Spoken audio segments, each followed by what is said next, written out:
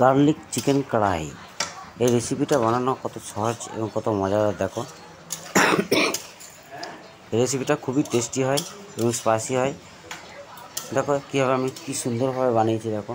তো চলো কীভাবে বানাচ্ছি এই পদ্ধতিটা তোমাদের সাথে আজকে শেয়ার করে নিচ্ছি, ঠিক আছে?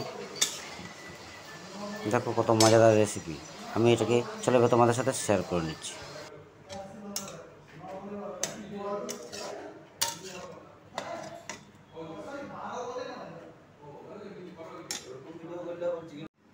Good morning and welcome back to my channel everyone. Hello guys, আজকে তোমাদের সাথে গার্লিক চিকেন কড়াই একটা রেসিপি শেয়ার করতে চলেছি। তো দেখো আমি কড়াই চাপিয়ে দিয়েছিলাম, তেলও চাপিয়ে দিয়েছিলাম, তেলও হয়ে এসছে। এবার কিছু গোটা গরম মশলা এর মধ্যে অ্যাড করে দিচ্ছি। তেজপাতা, লবঙ্গ, এলাচ, শুকনো লঙ্কা আর দারচিনি এটাকে অ্যাড করে দিচ্ছি। ফাইনালি ভালো একটা স্মেল ছেড়েছে। এরপরে অ্যাড করে দিচ্ছি পেঁয়াজ, 3টে মিডিয়াম সাইজের পেঁয়াজ কেটে রেখে এর মধ্যে অ্যাড করে দিচ্ছি। এবার এটাকে হতে দেবো ভালো করে, হালকা লাল ব্রাউন হয়ে যায় যাতে, ততক্ষণ পর্যন্ত এটা হতে দেবো। দেখো পেঁয়াজটা আমার হালকা সফট হয়ে এসছে। এরপরে দিয়ে দিচ্ছি এর মধ্যে গার্লিক, রসুন কোয়া কয়েকটা দিয়ে দিচ্ছি এর মধ্যে। এবার এটাকে হালকা হতে দেবো। এধারে আমার পেঁয়াজটা হোক, এধারে দেখো তার মধ্যে আমি কিছু গুঁড়ো মশলা নিয়ে নিয়েছি, সেগুলোকে হালকা গরম জলে কিছুক্ষণ ডুবিয়ে রাখবো। যেমন হচ্ছে হলুদ, জিরে, ধনে, কাস্তুরি মেথি, গোলমরিচ গুঁড়ো আর লঙ্কা গুঁড়ো। এটাকে হালকা গরম জলে ডুবিয়ে রাখছি।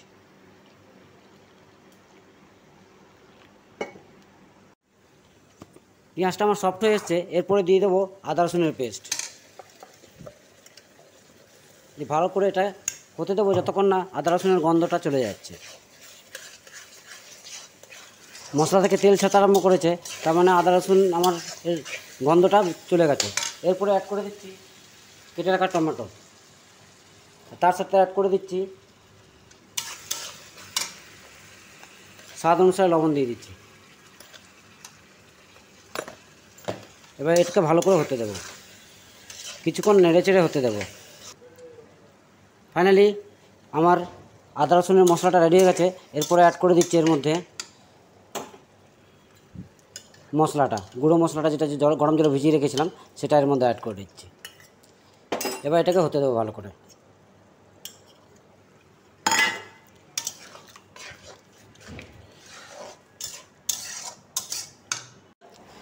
মশলাটা আমার প্রপার হয়ে গেছে, একদম রেডি, তেল ছাড়তে আরম্ভ করে দিয়েছে।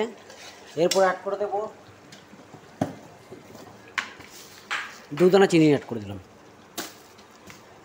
অ্যাড করার পর ফাইনালি এর মধ্যে এবার মশলা যেহেতু আমার রেডি, এবার চিকেনটাকে, ধুয়ে রাখা চিকেনটাকে এর মধ্যে অ্যাড করে দিচ্ছি। এবার এটাকে কষিয়ে ভালো করে হতে দেবো।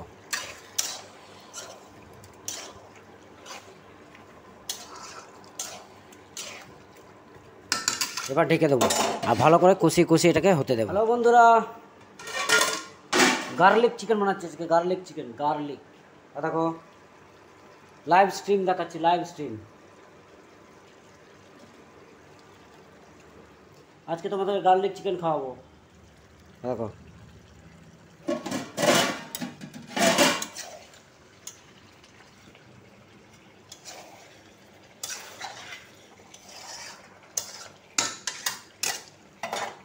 গার্লিক চিকেন কড়াই।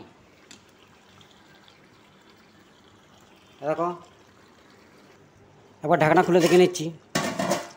মাংস থেকে জল ছাড়তে আরম্ভ করেছে, মশলা একদম প্রপার রেডি তো ছিলই, মাংস হয়ে এসছে মোটামুটি 70% হয়ে গেছে। এখনও এটাকে হতে দেবো, এইভাবে ঢাকনা দিয়ে হতে দেবো। আর মোটামুটি 70% হয়ে এসছে। এরপর আমি অল্প দিয়ে দিচ্ছি এরপরে এর মধ্যে হালকা ড্রাই রোস্ট করে গোটা গরম মশলা রেখেছিলাম, ওটা গুঁড়ো করে এর মধ্যে অ্যাড করে দিলাম। এই মশলাটা আমি বানিয়ে রেখে দিই, কেননা প্রায় দিনে আমাকে মাছ মাংস বানাতে হয়, তো আমি এগিয়ে থেকে বানিয়ে রাখি, নাহলে রোজ বানানো সম্ভব হয় না। তার জন্য আমি গিয়ে থেকে বানিয়ে রেখেছি। চলো এটা হতে দিই। এটাকে মোটামুটি ঢাকনা দিয়ে হতে দেবো কিছুক্ষণ। এটাকে হতে দেবো ঢাকনা দিয়ে। ঢাকনাটা সরিয়ে একবার দেখে নিচ্ছি চিকেনের পরিস্থিতি। চিকেন আমার মোটামুটি 95% রেডি হয়ে গেছে, আর 5% হতে দেবো। তার আগে অল্প একটু এর মধ্যে 1 চামচের মতো ঘি অ্যাড করে দেবো।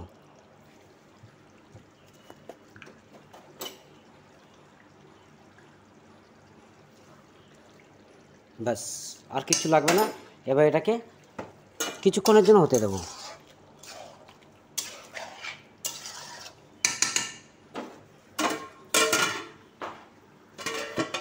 ঢাকনা সরিয়ে এবার দেখে নিচ্ছি।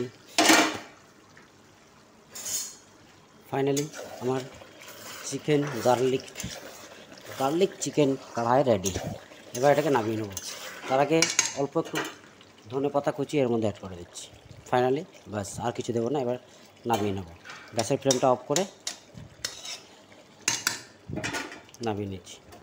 তো ভালো লাগলে বন্ধুরা অবশ্যই আমার ভিডিওটাকে লাইক এবং চ্যানেলটাকে সাবস্ক্রাইব করে দেবে প্লিজ। ফাইনালি আমি নামিয়ে নিয়েছি। দেখো বন্ধুরা, দেখো আমার গার্লিক চিকেন কড়াই রেডি। এরকম ফাইনালি এটাকে এবার সার্ভ করা যাবে।